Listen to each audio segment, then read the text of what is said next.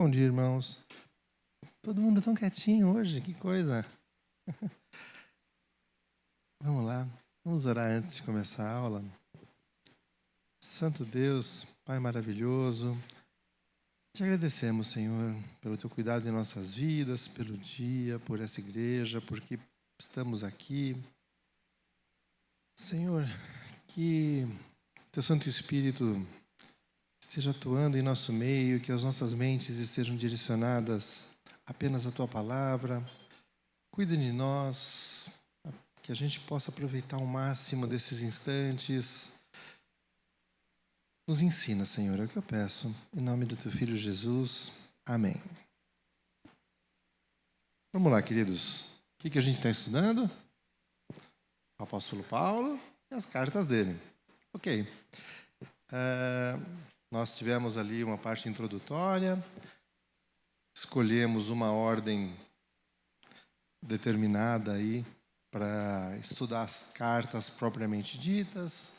A gente começou com Gálatas. Nem todos acham que Gálatas é a mais antiga, mas há boas razões para que seja, e a gente começou por Gálatas. Logo em seguida, se Gálatas é ou não a mais antiga, o fato é que ela disputa aí com as duas cartas do apóstolo Paulo à igreja em Tessalônica. Então, semana passada a gente começou a estudar as cartas de Paulo aos Tessalonicenses. Semana passada a primeira e hoje a segunda. Podem deixar as Bíblias de vocês abertas aí em 2 Tessalonicenses. Uma carta curtinha. Se o tempo permitir, eu acho que vai permitir, a gente consegue até ler a carta inteira hoje. E primeiro dado sobre ela, assim como a carta passada, é uma das cartas mais antigas do apóstolo Paulo, consequentemente, é um dos escritos mais antigos do Novo Testamento. Há um consenso assim bastante razoável de que as cartas de Paulo precedem os evangelhos na questão de quando foram escritos. E a gente tem aí essas duas cartas escritas, tudo indica num período de tempo curto. Provavelmente alguns meses aí, uma carta depois da outra. Ou seja, foi a primeira carta aos Tessalonicenses, alguns meses depois, Paulo recebeu notícias acerca de como as coisas estavam lá na igreja em Tessalônica e escreveu a segunda carta. Então, é um documento bem antigo aí, dentre os escritos do Novo Testamento. Algumas questões que já foram tratadas sobre a primeira carta voltam agora na segunda, e especialmente a questão da perseguição. Paulo provavelmente recebeu notícias de que a situação em Tessalônica havia se deteriorado, havia piorado, havia aumentado a perseguição, ou alguns supõem que talvez não necessariamente a perseguição tivesse aumentado, mas ele tenha ficado sabendo que alguns procuravam a perseguição, uma hipótese, tá? Que explicaria a necessidade dele continuar nesse assunto com aquela igreja. E estavam sendo espalhados em Tessalônica notícias supostamente vindas do próprio Paulo de que o dia do Senhor já havia chegado. Ou seja, gerando grande ansiedade ali entre aqueles cristãos, que vocês vão lembrar na primeira carta. Eles estavam querendo saber o que aconteceria quando ocorresse o dia do Senhor com aqueles que já haviam falecido, com aqueles que já haviam morrido. Foi a preocupação na primeira carta. Na segunda, eles já estão desesperados porque o próprio Paulo estaria mandado dizer, estaria ensinando que, na verdade, o dia do Senhor já havia chegado. São esses dois assuntos aí que a gente já pode rastrear da primeira para a segunda, e tem um terceiro que Paulo vai abordar mais para o final da carta, que é a questão daqueles que haviam renunciado ao trabalho. A gente já encontra sinais disso na primeira carta, isso já é mencionado, e agora na segunda a gente vê que provavelmente a situação havia piorado. Algumas pessoas haviam decidido não trabalhar mais. Tá? A gente vai se demorar um pouquinho aí no estudo dessa questão, mais para o final da aula. Muitos e frequentemente associam isso à questão de pensarem que o dia do Senhor já havia chegado ou estava acontecendo. Vou trabalhar para quê se os tempos já se consumaram?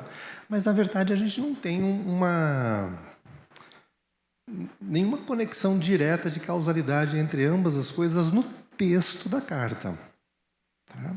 Alguns vão argumentar que o próprio fato de Paulo estar tratando de um assunto e depois abordar esse já seria o suficiente. Pode ser.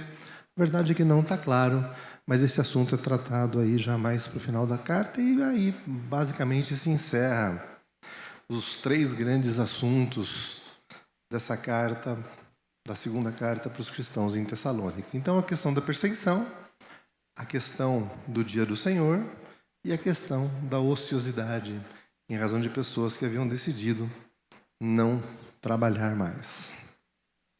A gente está sobrevoando aí quase que da lua o assunto. Tudo bem até agora, acho que até aqui ok. Né? É mais a relação do assunto da segunda carta com a primeira, lembrando uma possível, diria até provável, distância de tempo. Isso não é muito correto, mas enfim. De aí, alguns meses entre uma carta e outra. Vamos lá. Primeira dificuldade um pouquinho aí mais séria acerca da carta de 2 Tessalonicenses, a questão da autoria da carta pelo apóstolo Paulo. Não havia na antiguidade muito questionamento, não havia basicamente questionamento acerca da autoria dessa carta pelo apóstolo Paulo na antiguidade, mas aí a partir de cerca do século XIX começaram a haver alguns debates, lembrando que essa carta expressamente ela informa os seus autores novamente como a primeira carta, como sendo Paulo, Silvano e Timóteo, havendo assim um consenso bem tranquilo de que a voz predominante dentre esses 3 autores sendo a de Paulo.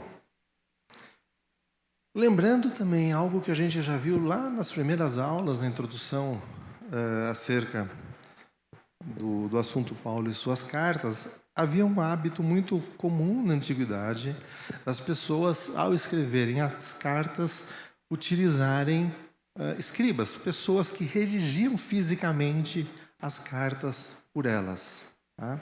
O que, às vezes, explica algumas dissonâncias de linguagem, de estilo. Tá? Enfim, isso nessa carta está até um pouco mais claro, a gente já vai ver por quê. Mas, lembrando, quando a gente trata da questão de autoria dessa carta de Paulo especificamente, que essas 2 coisas. Primeiro, não é uma carta enviada apenas por Paulo, mas por Paulo, Silvano e Timóteo, e que, mesmo a sua redação, possivelmente passou por um escriba. Tá? O Gorman, ele tem ele faz uma coisa interessante, ele dá mais ou menos um percentual aí de pessoas que aceitam a autoria, quem não aceitam, mas ele situa, se não me engano, aí em torno de 50% das pessoas aceitando a autoria paulina da carta, mas a gente vai ver que é gente de muito peso. Tá?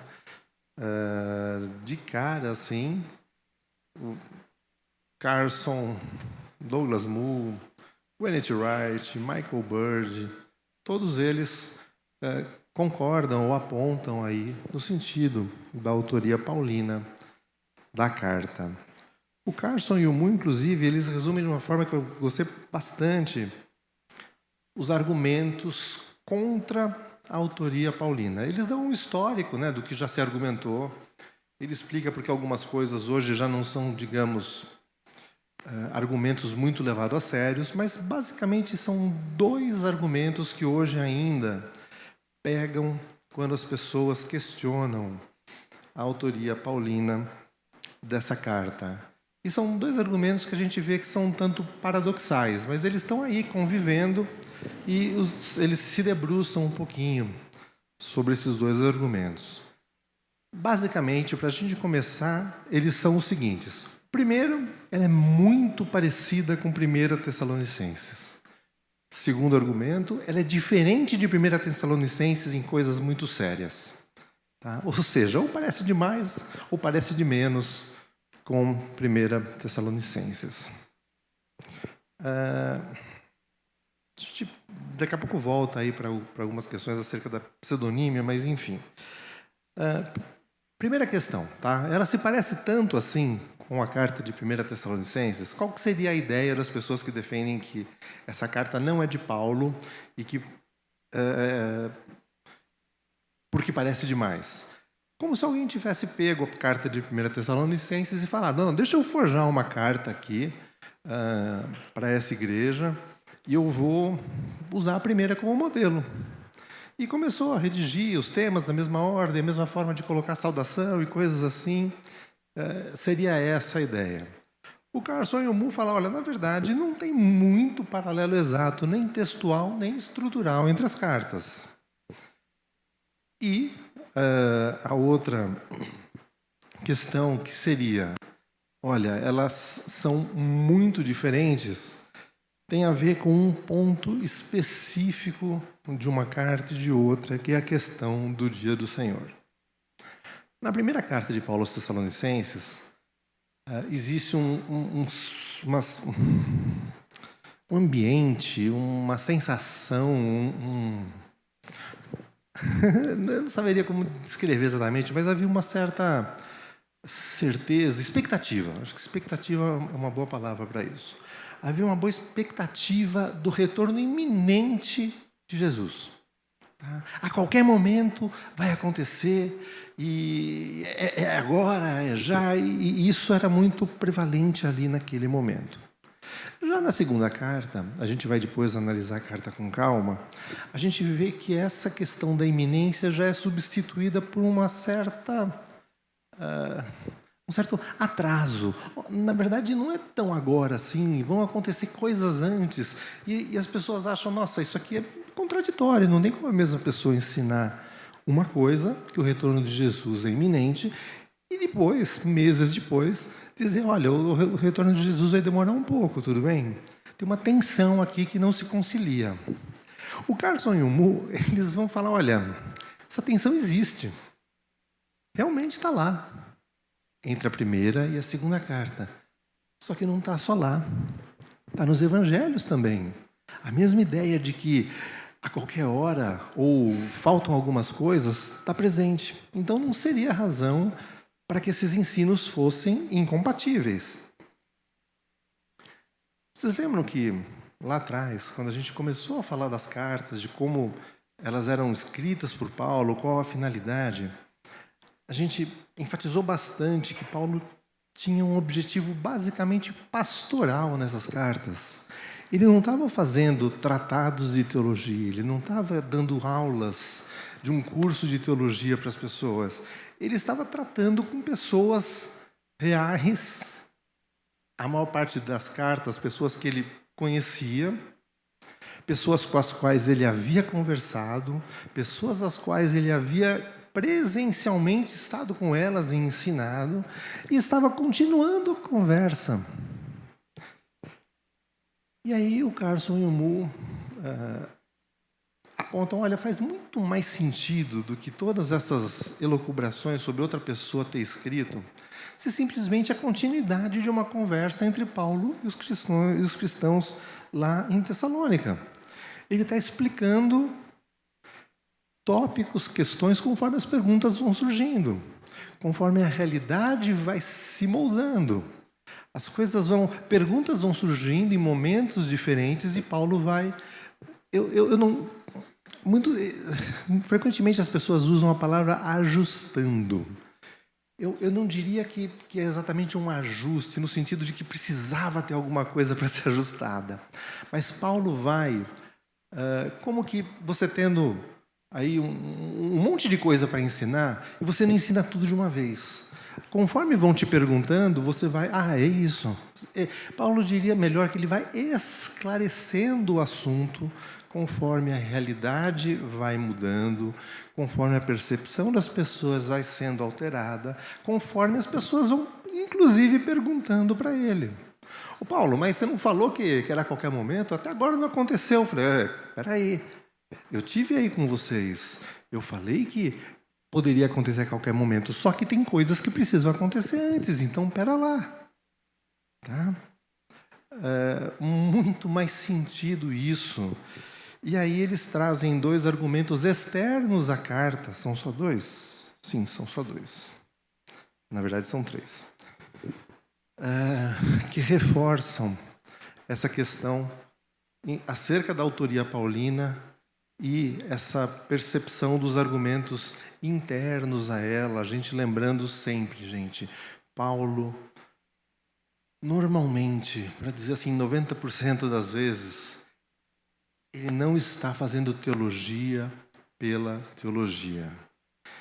Ele está tratando pastoralmente com o seu rebanho ou seus rebanhos acerca de assuntos que são pertinentes para eles, que são importantes para eles e que frequentemente são objeto de preocupações reais deles. Tá? Paulo não editou um curso de teologia e saiu mandando para todo mundo. Ele estava conversando com pessoas, e conversas pressupõem dinamismo. As coisas vão mudando, as perguntas. Quantas vezes a gente está conversando, você dá um argumento, você explica, a pessoa responde, é essa a ideia, ok? Então, não há incompatibilidade que justifique você recusar a autoria paulina porque um assunto está sendo esclarecido sob novas perspectivas. Nossa, sob novas perspectivas, a impressão é que eu estou falando de outra coisa. Mas, enfim, está sendo esclarecido aí depois de novas perguntas e novas dúvidas. Tranquilo? E quais são esses 3 argumentos externos à carta que o Mu e o Carson trazem? O primeiro deles, o argumento da tradição, um argumento histórico. Ele, por si só, não sustentaria isso, mas, como eu disse, eles estão apoiando os argumentos internos. Na igreja primitiva, não havia questionamento acerca da autoria da carta. Segundo argumento externo, é muito comum as pessoas falarem porque na antiguidade a autoria por pseudônimos era muito frequente, especialmente na literatura apocalíptica. Verdade. O que não se encontra outros exemplos são de autoria pseudônima de cartas. Deu para entender? Uma coisa é você escrever um livro sobre algum assunto, especialmente literatura apocalíptica, e atribuir àquela sua produção o nome de um autor famoso. Acontecia? Acontecia. Tá? Agora, cartas, não, eles, pelo menos até o momento, não diagnosticaram outras cartas que também fossem pseudônimas. Então, não é por aí também. O terceiro argumento externo aí que o Carson e o Mu trazem acerca da autoria paulina é uma ênfase lá no capítulo 3, versículo 17 da carta. Vamos abrir, é bem no finalzinho, acho que é o penúltimo versículo da carta. E depois eu tenho um argumento na minha cabeça. Olha só, no finalzinho da carta, Paulo está lá, fazendo já as saudações finais, e no versículo 17 aparece o seguinte: eu, Paulo, escrevo esta saudação de próprio punho, a qual é um sinal em todas as minhas cartas. É dessa forma que escrevo. Bem, vocês lembram que eu falei do escriba? Se o escriba estava escrevendo até aqui, de repente é como se Paulo falou: dá aqui, dá esse negócio aqui. Ele escreve, faz um sinal. Sou eu. Gente, eles o conheciam. Como que alguém iria forjar um negócio desse? Tem gente que fala, iria forjar justamente para ganhar maior autoridade. Meu, uma carta pequenininha, que só foi destinada a essa igreja. Pessoas que conheciam o próprio Paulo, não faz sentido. Tá? O argumento da minha cabeça são algumas passagens ao longo da carta, no qual Paulo fala, eu, quando estive aí, já ensinei você sobre isso. Gente, quem mais teria estado lá e sabia o que tinha sido ensinado? Tudo externo e interno aponta no sentido da autoria da carta. Lembrando aquelas coisas que eu falei no começo. Há 3 vozes por trás da carta, da qual a de Paulo é a principal, e que a redação física dessa carta possivelmente é de outra pessoa. Isso quer dizer que está provada a autoria paulina da carta? Não, não está. Mas tudo indica que seja realmente de Paulo. Há muita gente séria dizendo que acha que não é, há muita gente séria dizendo que acha que não é.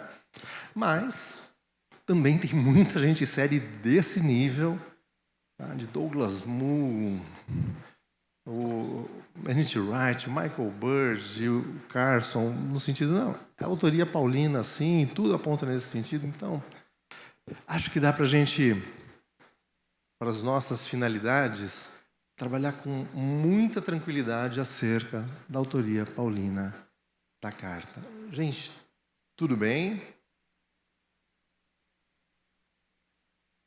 Que bom, o assunto é tão quente, ainda bem que vocês concordam comigo. Sem muita... É que assim, o debate acadêmico, às vezes, é uma coisa... como eu diria? Meio... Eu ia falar desagradável, mas assim... Algumas pessoas passam a vida delas buscando assim uma ideia diferente. E vão passar a vida delas tratando daquilo. Se eu tiver a oportunidade, por exemplo, de dar aula sobre Filemon, vocês vão ver algo que eu nem sabia que existia, que é a ideia do Isaú Macaulay sobre a carta de Filemon. Um negócio que ele tirou basicamente... Não vou falar que é da cabeça dele, mas um negócio que ele acredita sobre a carta e bate naquilo. Enfim, fecha parênteses. O que eu quero dizer aqui, dá para a gente trabalhar tranquilamente com a autoria paulina da carta de 2 Tessalonicenses. Tudo bem? Se alguém falar, não, porque está certo, provado, demonstrado que a carta de 2 Tessalonicenses não é de Paulo, fala, querido, não é bem assim. Realmente, muita gente pensa isso, mas muita gente muito séria, de muito peso, concorda com a autoria paulina da carta, então não tem por que a gente ficar preocupado com isso. Tudo bem, podemos virar essa página? Joia. Vamos então para a própria carta. 25 minutos? Vamos ler a carta inteira, vai? 1,5 páginas.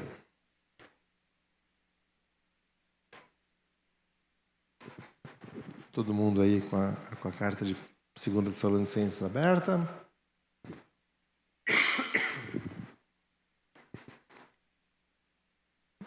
Eu usei a divisão aqui do Gorman, tá?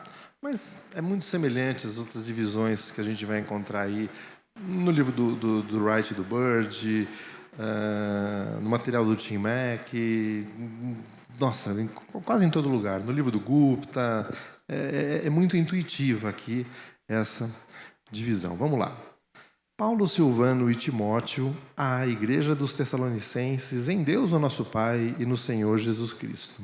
Graça e paz a vocês, da parte de Deus, o nosso Pai, e do Senhor Jesus Cristo. Até aqui, saudações da carta, bastante protocolar de Paulo, nada chegando já com o pé no peito do pessoal, como foi em Gálatas.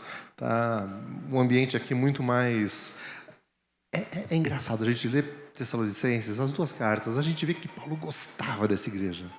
Talvez tenha um pouco a ver com o que aconteceu ali na formação da igreja. Ele precisou meio que sair fugido de Tessalônica. Então, você percebe assim, sabe, que ele estava pensando sobre outras coisas e, em segundo plano, cara, como é que estão aquele pessoal lá de Tessalônica? Será que eles estão bem? Eu precisei fugir de lá. Você vê assim que ele gostava deles.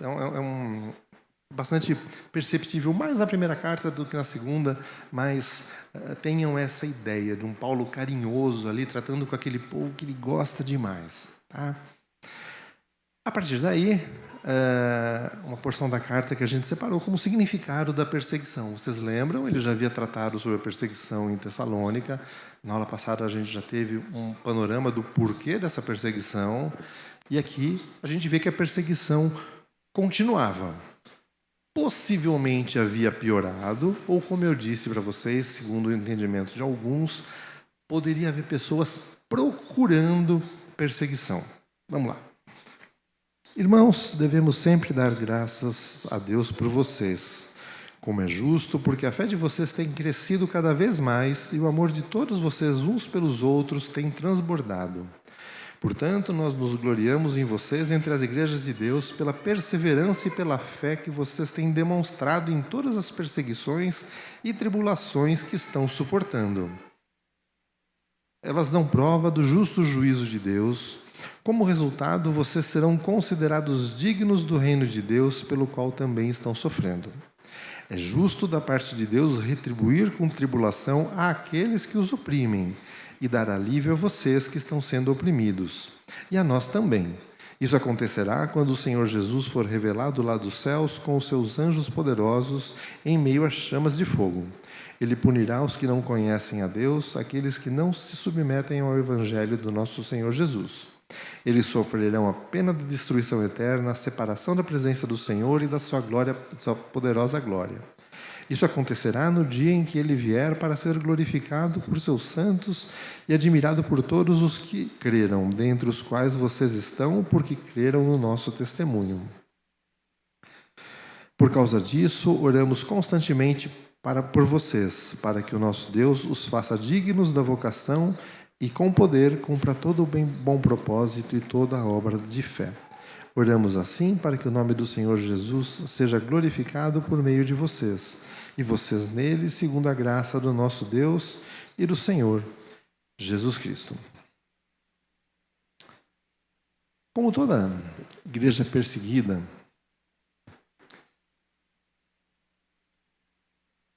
o cuidado pastoral dedicado por Paulo a eles é centrado na expectativa do futuro.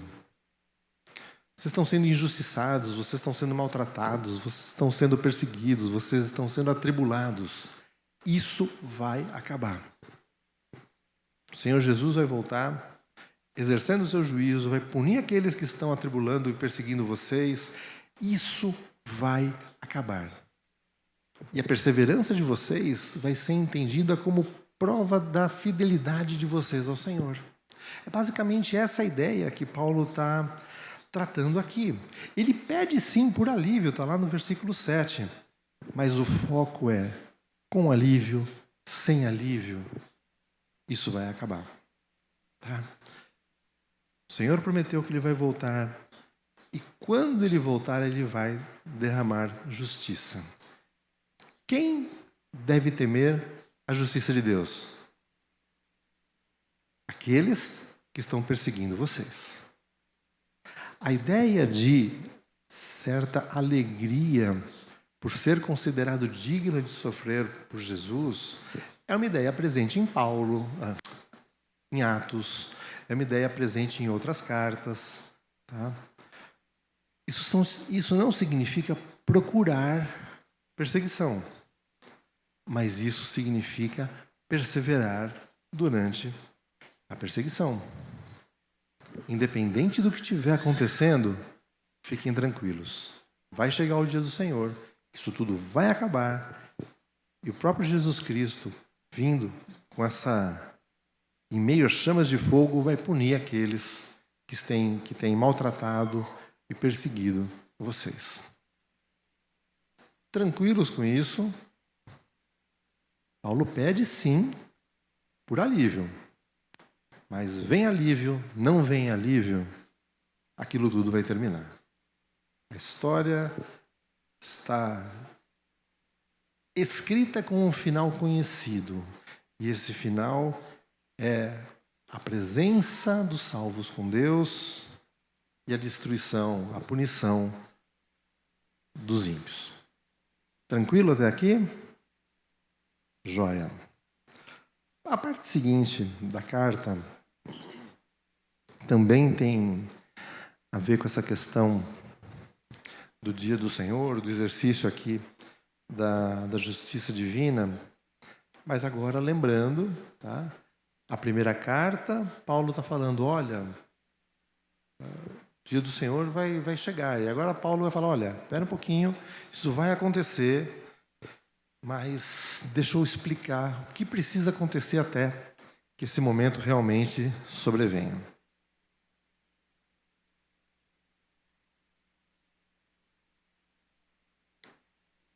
Vou tomar uma aguinha aqui porque esse trecho é mais longo.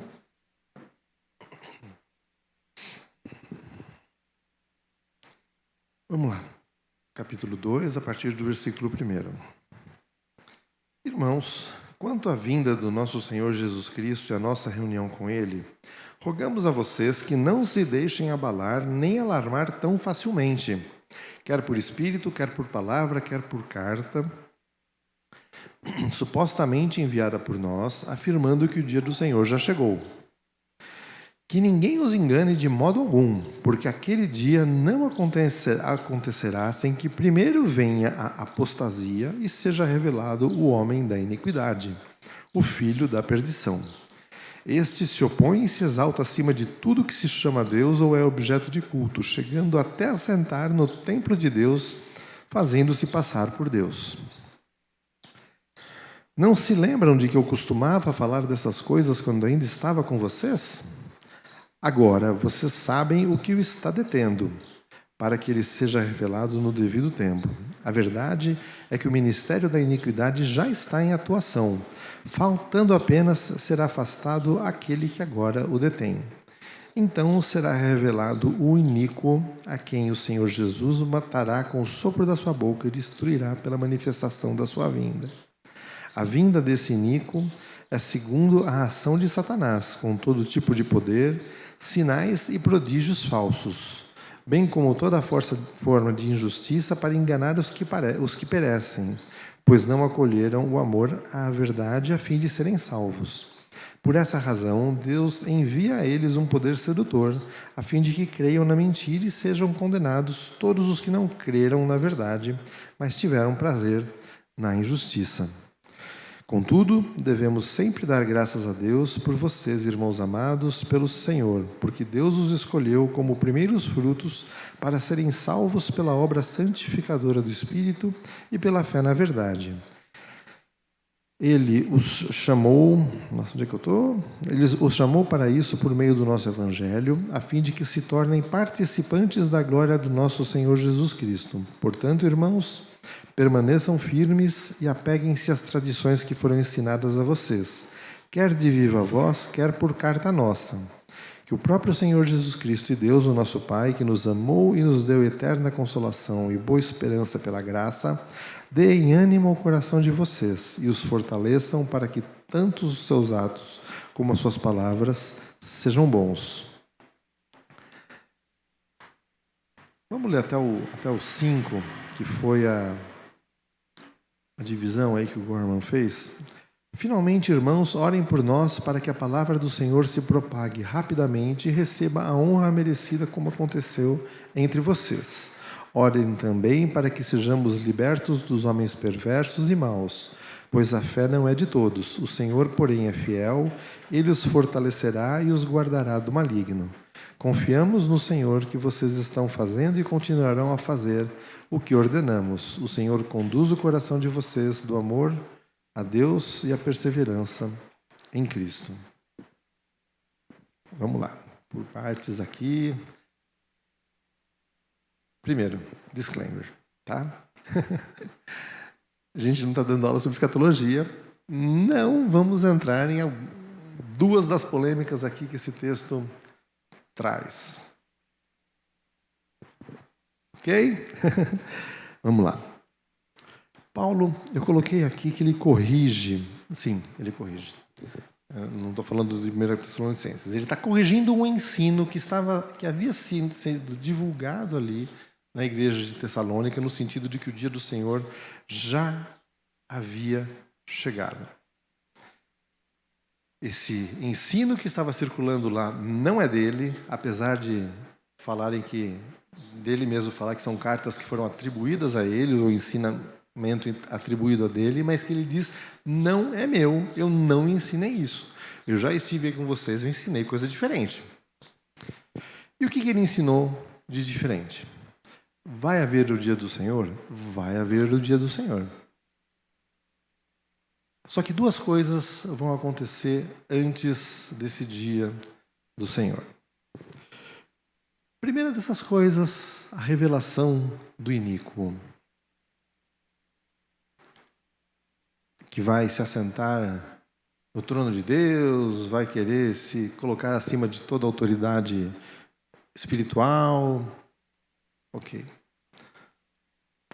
Segunda coisa, há algo que o detém. Esse homem iníquo é emissário, trabalha no poder de Satanás, já está em atuação, mas algo o detém.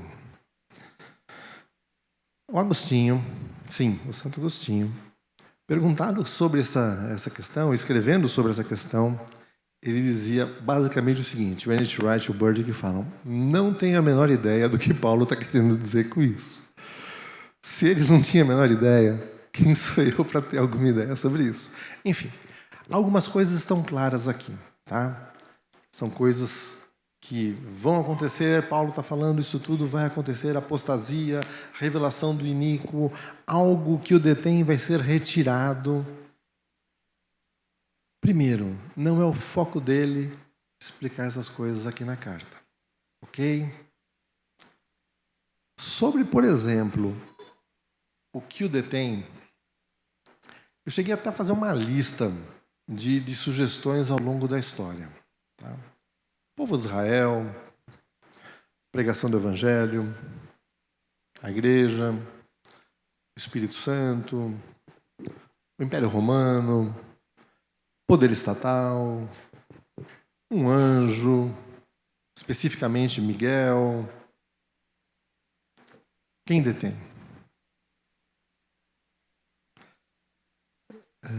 De verdade, eu não tenho como a gente falar, é isso.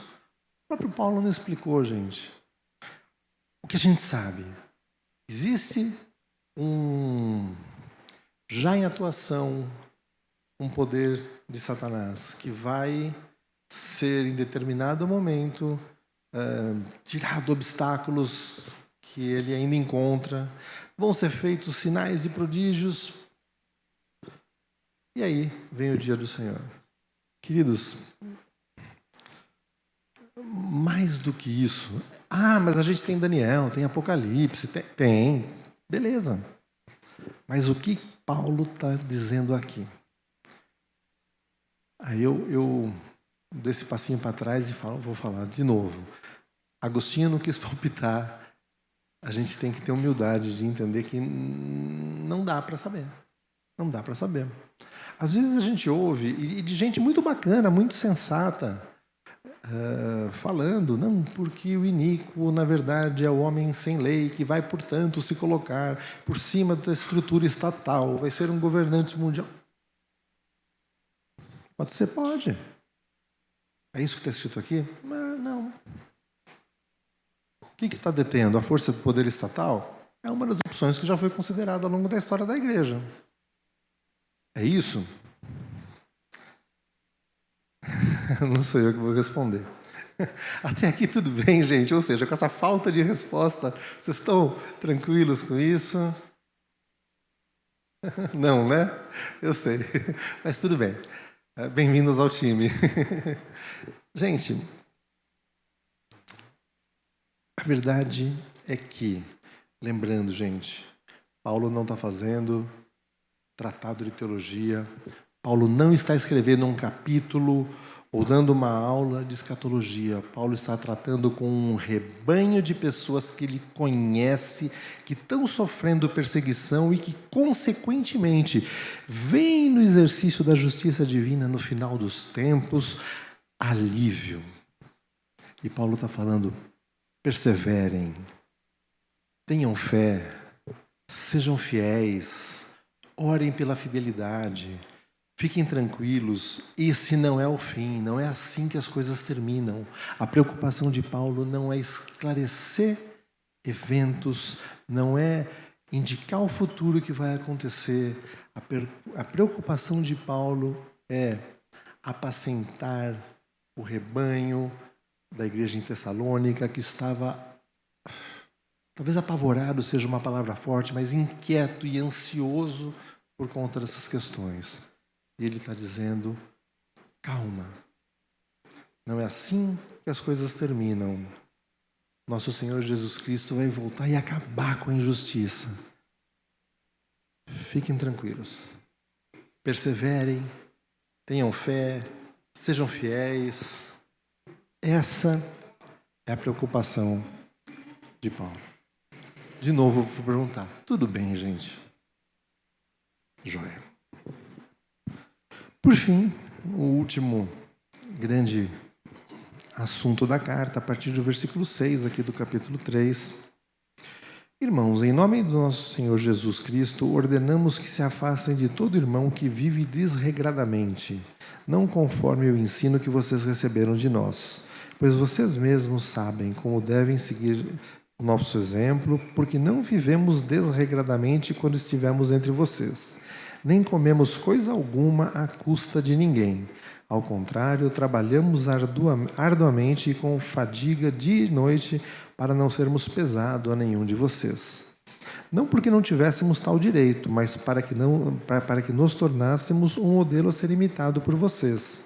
Quando ainda estávamos com vocês, ordenamos: se alguém não quiser trabalhar, também não coma.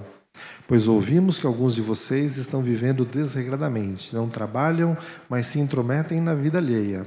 A tais pessoas ordenamos e exortamos no Senhor Jesus Cristo que trabalhem tranquilamente e comam o seu próprio pão. Quanto a vocês, irmãos, nunca se cansem de fazer o bem. Fiquem de olho em quem desobedecer às instruções escritas nessa carta e não se associem com ele para que se sinta envergonhado. Contudo, não o considerem inimigo, mas chamem a atenção dele como irmão. E por fim, vamos ler só os 3 versículos que faltam aqui, são as saudações finais, daí a gente volta para a questão do trecho anterior. O próprio Senhor da paz dê a vocês a paz de todas as formas e em todo o tempo. O Senhor seja com todos vocês.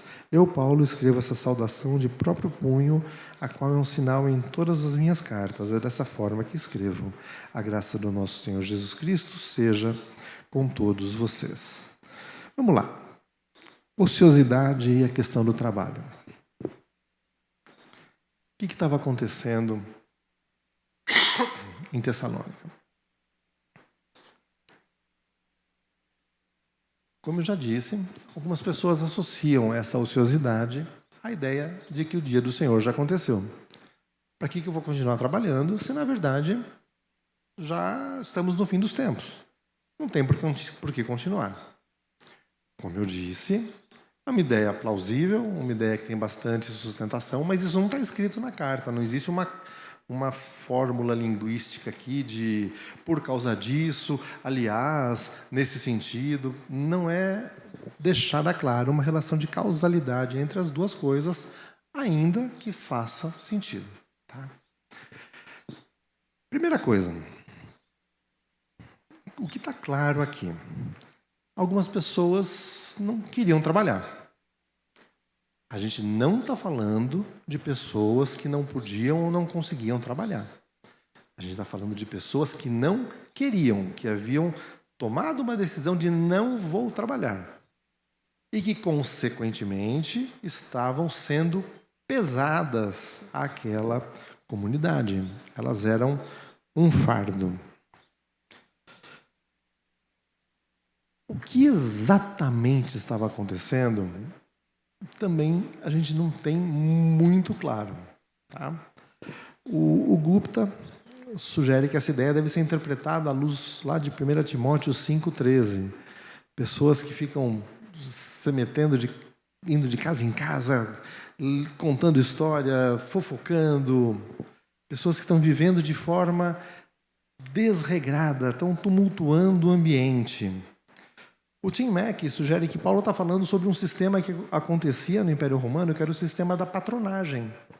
Pessoas que tinham condições econômicas, tá? E tinham clientes, esse era o nome técnico das pessoas que dependiam dele, pessoas livres, mas que ficavam orbitando ali ao redor daquelas pessoas, fazendo favores, fazendo servicinhos, levando informação de lá e para cá. Por exemplo, o Tim Mack dá o exemplo de, por exemplo, recrutando prostitutas para aquelas pessoas, esse tipo de coisa. Tá? O que a gente sabe, o que está claro, é que são pessoas que não estavam se dedicando a um trabalho, vamos chamar assim, com toda a licença do mundo, do anacronismo, tudo num trabalho mais produtivo. Paulo fala que ele ficava trabalhando arduamente para manter o seu sustento. Essas pessoas estão buscando outro tipo de forma de serem sustentadas. E Paulo fala, olha, está errado isso está pesando. Eu gostei demais de uma sugestão do Gordon Fee. Ele interpreta isso da seguinte forma, olha, essas pessoas estão perturbando o shalom da comunidade e se aproveitando dos outros crentes. Eu queria duas ênfases aqui minhas, tá? Primeiro, estão se aproveitando dos outros crentes. Paulo está falando, olha, não se aproveitem de ninguém. Trabalhem, façam o bem a todo momento. Trabalhem e se sustentem na medida do que for possível. E outra ideia aqui, outro destaque que eu quero dar é a questão do shalom. O que é shalom? Todo mundo... esse assunto já foi um pouco mais debatido aí alguns anos atrás. Shalom literalmente é paz, tá? Paz. Só que às vezes a gente entende paz apenas como ausência de conflito. Está tudo em paz. Ninguém está discutindo, está todo mundo convivendo bem, está tudo ok, paz. Só que, na verdade, shalom tem um significado maior, mais amplo e mais profundo do que isso. Tá? A gente tem muita discussão, muita conversa sobre isso, é um assunto que eu gosto demais. Mas, para resumir, tá? Numa palavra, seria o florescimento daquela comunidade. Essas pessoas estão se aproveitando dos outros e impedindo que aquela comunidade florescesse plenamente como ela poderia florescer. Coisa da minha cabeça, mas para dar um exemplo. A pessoa não está trabalhando e está sugando recursos de ajuda daquela igreja que poderiam ser destinados para quem realmente precisava. Os recursos são limitados, não são? Então há uma responsabilidade sobre lidar com isso. E essas pessoas estão drenando o florescimento dessa comunidade ao haverem tomado uma decisão por não viver do trabalho. Viver se intrometendo na vida dos outros, vivendo nessa relação...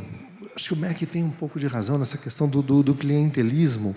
Havia muito... Olha, você fica sabendo que estão falando de mim, havia questões sobre a política da cidade... seriam, não espiões, mas gente que, sabe, descobre aí o que estão falando de mim, porque está chegando a eleição para isso ou para aquilo.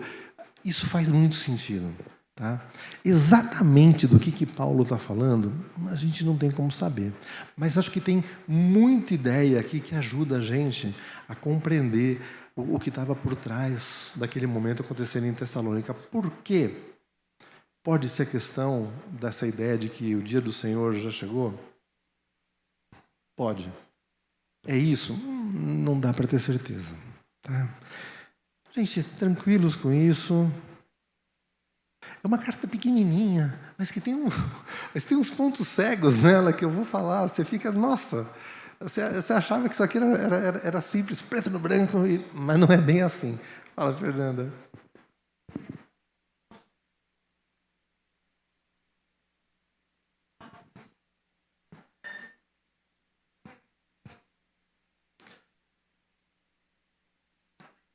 Eu acho que a questão do florescimento é o central. Tá? Eu acho que até nos outros também. O texto quem trata muito disso, que é o cara que mais, assim, outros escreveram sobre isso, mas aquele que eu mais gostei é o Nicholas Wolterstorff, naquele livro, acho que, nossa, acho que é Justiça de Quem, eu não lembro o nome dele. Basicamente, ele usa passagens dos Salmos, no sentido, e aí ele pega a ideia do cordeiro convivendo com o leão, as pessoas podendo florescer em paz, mas no sentido de que quase que no sentido de da criação como era para ser, uma criação. Oi? Sim, sim, como se fosse o que a criação era para ser e não foi, porque o pecado corroeu. O Shalom seria, não é exatamente isso que ele fala, mas a ideia é mais ou menos essa. O objetivo, a força por trás da refação de tudo aquilo que existe. E a gente pode entender como nós... gente, aí eu vou devagar um pouquinho, tá? Mas assim, vamos lá. Ah, tá. Certo.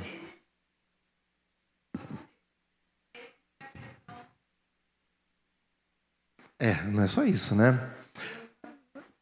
Sim, sim. Sim, com certeza. Não, é tanto mais que isso, que olha só onde eu vou chegar.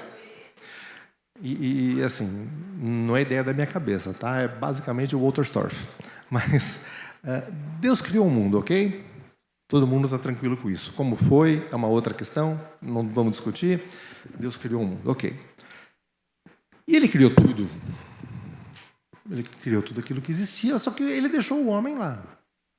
Como guardião, como representante, e como alguém que devia continuar aquilo. Como se Deus criasse o campo de futebol, colocasse todos os jogadores, mas falava, beleza, agora o jogo é de vocês. Tá aqui, ó. Tum, vamos começar. E o homem, caberia a ele ir criando, dando continuidade à criação. Isso foi interrompido pelo pecado.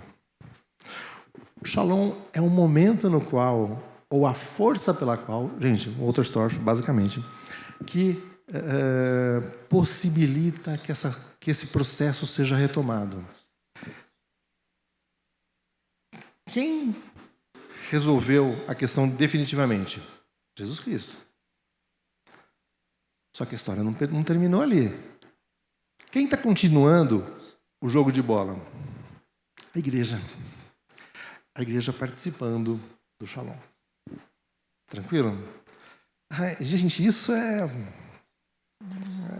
assunto para... É uma delícia. É uma delícia. Gente, tudo bem com tudo isso. Gente, devaguei demais, mas ok. Podemos, então, encerrar 2 Tessalonicenses, deixando um monte de pergunta no ar? Ok. Para frente a gente continua sobre isso. Vamos orar e a gente encerra em seguida. Pai amado, te adoramos, Pai, gloriamos o Teu nome. Senhor, que através das nossas vidas, o Senhor possa estar operando na nossa realidade, Pai. Transforma os nossos corações, transforma as nossas mentes e faz da gente, Pai, instrumentos úteis na Tua igreja, para que realmente a gente possa ser coparticipante desse processo de restauração de todas as coisas a partir desse lugar. É o que eu peço. Em nome de Jesus. Amém.